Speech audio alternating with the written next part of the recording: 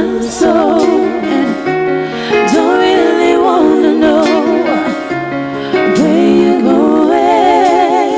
Being a member of Destiny's Child is definitely one of the hardest jobs in the industry because Destiny's Child works so very hard. And as many times as we told Michelle and Farrah that this was hard, and as much as we tried to explain it, there are no words that can explain how difficult being a celebrity is, especially when you're successful and a lot of people want you to do things.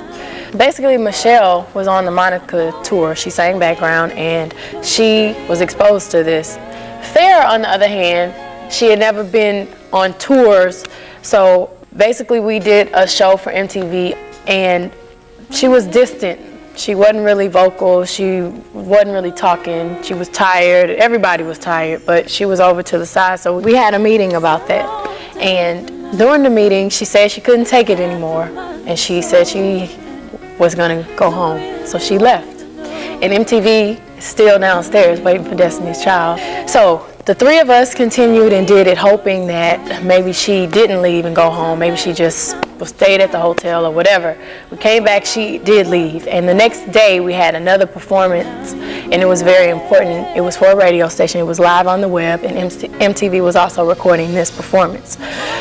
She didn't show up for that. Well, that afternoon we had a trip planned to Australia, and Destiny's Child was the first R&B group to ever be #1 there. And that was a huge deal because R&B is not really, people are not really feeling R&B there. So everybody was in shock. And we had 2 sold out venues in Australia. And we called her and asked her, please come. She said she couldn't make it. And basically, when you don't show up for work for over a week, just like any job, you can't just not show up for no reason. Everybody was tired. We all were on the same schedule. Everybody was tired. I think she just couldn't take it. So we wish her the very best. We have nothing against her, but we just felt like we can continue on as a trio, and that's what we're doing.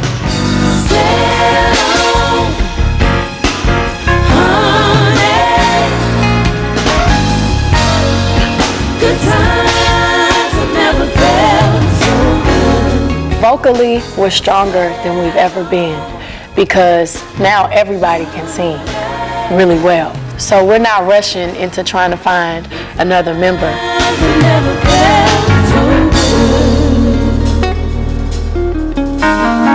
When you get in this business, you have to look out for your future, and you just know that everything that you do now is gonna pay off. And I got people that surround me every day who help me and teach me that. They might not say it in words, but as I look around in their action, they tired. Every day they're tired. But for her and Kelly to both still be able to get on stage and belt those tunes out is amazing. Because they could very well cancel a show because they didn't get any sleep last night. But when you think about the people who spent their money, because I've been a fan once, I've sat and been like, oh, I know they didn't cancel the show. I want my money back. I think when artists are hungry, they keep their word and they work harder. But once you get to #1, that's the test. Once you get to #1, once you are the #1 R&B group in the world, that's the test to see if, all right, you say, all right, I'm here, so I don't have to work anymore. You know, one thing that we do, we don't ever stop working because there's always room to grow. When we got to 5 million, we were like, all right, we have to work, we're gonna go to 6.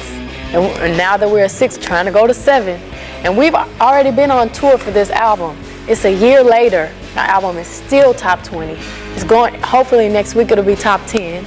And I think that's a great thing with us being successful and still having that hunger and not losing that hunger.